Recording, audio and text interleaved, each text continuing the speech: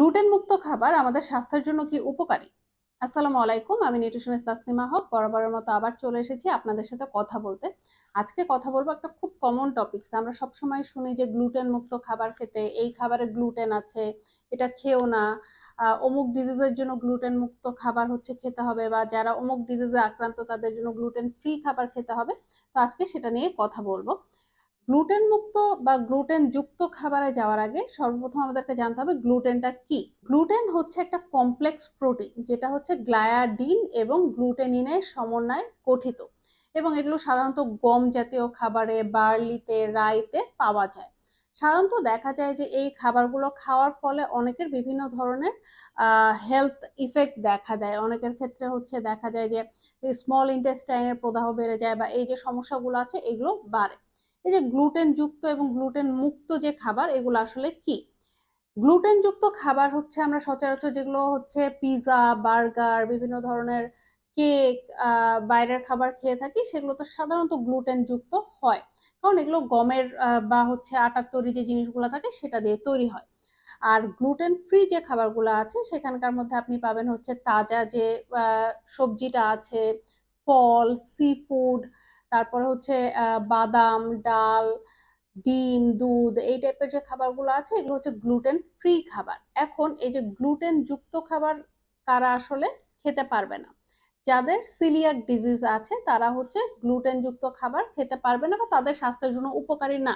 তাদের স্মল ইন্টেস্টাইনে এটা হচ্ছে প্রদাহ তৈরি করে, বা হচ্ছে তাদের হজমে বিভিন্ন সময় সমস্যা তৈরি হয়, সাথে বিভিন্ন ধরনের অ্যাডভার্স ইফেক্ট হতে পারে। তাই যারা সিলিয়াক ডিজিজে আক্রান্ত তারা গ্লুটেন যুক্ত খাবার খাবেন না বা এড়িয়ে চলবেন।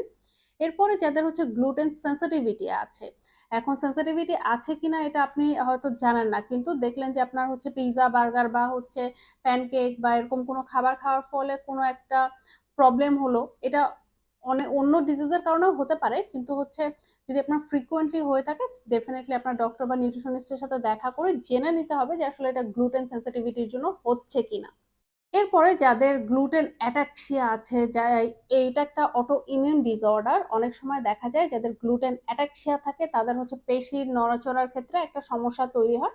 তো যাদের গ্লুটেন অ্যাটাক্সিয়া আছে তাদের ক্ষেত্রে গ্লুটেন ফ্রি খাবার খেতে বলা হয়। এবং এই যে আপনারা গ্লুটেন একটা খাবারে আছে কিনা কিভাবে বুঝবেন, এটা বোঝার সবচেয়ে সোজা উপায় হচ্ছে আমাদের যে ফুড লেভেলিং গুলো থাকে এখানে কিন্তু লেখা থাকে গ্লুটেন পার্সেন্টেজ কত বা গ্লুটেন ফ্রি কিনা। এখন বাজারে অনেক খাবার অ্যাভেলেবেল যেটা হচ্ছে গ্লুটেন ফ্রি। আপনি যদি গ্লুটেন ফ্রি খাবার খেতে চান ডেফিনেটলি আপনি কেনার আগে যেখান থেকে কিনছেন তাদেরকে জিজ্ঞাসা করে নিতে পারেন যে গ্লুটেন ফ্রি খাবারটা আসলে আমি কোন দিকে পাবো, আটাটা কোন দিকে পাবো, বা আমি যে বানটা কিনছি এটা গ্লুটেন ফ্রি কিনা এটা আমি কিভাবে বুঝবো। একে তো আপনি লেভেল পরে বুঝতে পারছেন, দ্বিতীয়ত হচ্ছে আপনি যদি বুঝতে না পারেন তাহলে আপনি যেখান থেকে কিনবেন তাদেরকে জিজ্ঞাসা করে তারা আপনাকে দেখাই দিবে গ্লুটেন ফ্রি খাবার কোনটা। এবং অনেক সময় দেখা যায় যে লেবেলে লেখা থাকে গ্লুটেন ফ্রি, তারপরেও অনেকের ক্ষেত্রে সেন্সিটিভিটি তৈরি করে। যাদের ক্ষেত্রে এরকম সমস্যা তৈরি করবে তারা ডেফিনেটলি ওই খাবারটা এড়িয়ে চলবেন, বা আপনি যে খাবারগুলো থেকে হচ্ছে আপনার সেন্সিটিভিটি তৈরি হচ্ছে সেই খাবারগুলোকে এড়িয়ে চলবেন।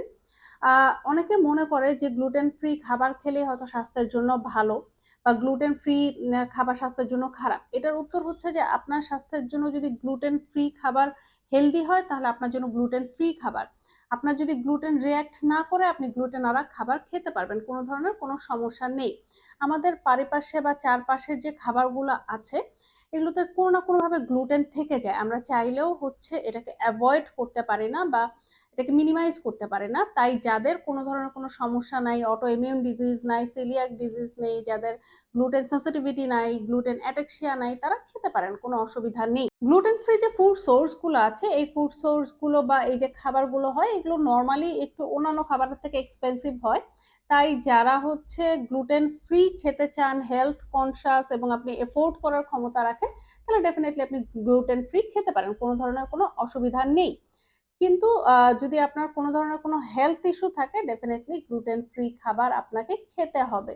আর না হলে আপনার স্বাস্থ্যের জন্য এটা আসলে নেতিবাচক প্রভাব ফেলবে, এবং আপনার এটা আলটিমেটলি আপনার স্বাস্থ্যের জন্য খারাপ। কাজেই আজকের ভিডিও থেকে বুঝতে পারছেন যে গ্লুটেনটা আসলে কি, আপনি কোন কোন খাবার হচ্ছে গ্লুটেন ফ্রি পাবেন, কোন কোন খাবারে গ্লুটেন পাবেন, গ্লুটেন ফ্রি খাবার কাদের জন্য এবং কাদের জন্য না। যাদের রিয়াক্ট করে তারা এটা এড়িয়ে চলবেন, এবং যাদের কোনো ধরনের সমস্যা নেই তারা খেতে চাইলে খেতে পারেন। আজকের ভিডিওটা এখানেই শেষ করব। আশা করি আজকের ভিডিওটা আপনাদের উপকারে আসবে। ইনশাল্লাহ আগামী দিন অন্য কোনো টপিকসে আবার আপনাদের সাথে কথা বলবো। যারা এখন আমাদের চ্যানেলটিকে সাবস্ক্রাইব করেননি অবশ্যই আমাদের চ্যানেলটিকে সাবস্ক্রাইব করবেন, যাতে এরকম ভিডিও আরো বেশি বেশি করে পেতে পারেন। তো সবাই ভালো থাকবেন, সুস্থ থাকবেন। আল্লাহ হাফেজ।